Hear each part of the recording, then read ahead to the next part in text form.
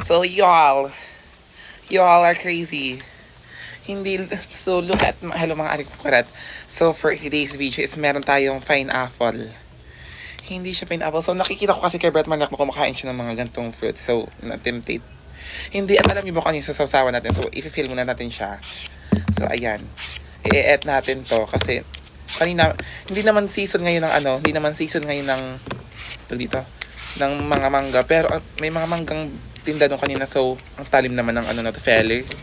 So, bumili ako pero okay naman yung face ko ngayon, di ba? O dito ako sa likod ng bahay namin, tingnan nyo naman yung mga Rever at mga Pampers. Hindi walang Pampers dyan. Tignan nyo, umulan kasi siya, kaya ganyan yung naging itsura niya.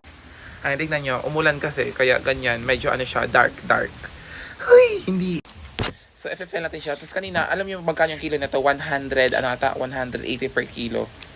Hindi naman siya masyadong mahal kasi hindi naman season ngayon ng ng mango. Sobrang tigas niya. At alam nyo kung ano sasawa natin? MQ Kitchen. Buti na lang may isang tirang dyan, MQ Kitchen. Kaya, ayan, sasawa natin. Matagal yan dito sa bahay. Buti hindi na ikinakain. Thank you so much. Kasi sobrang perfect yan eh. Go. So yun tayo, naglalaway na ako at natin siya. Pupuksain na natin siya.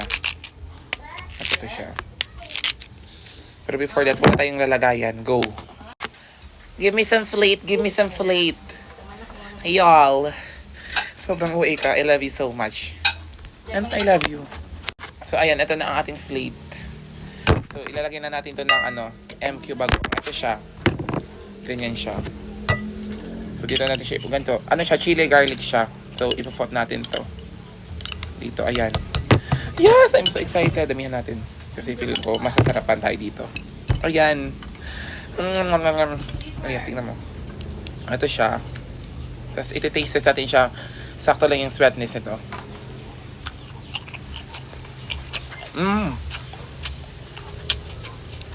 Awesome.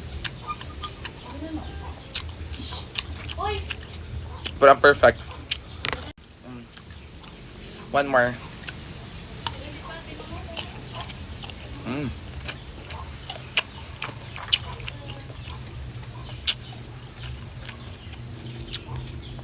Good. Bye-bye.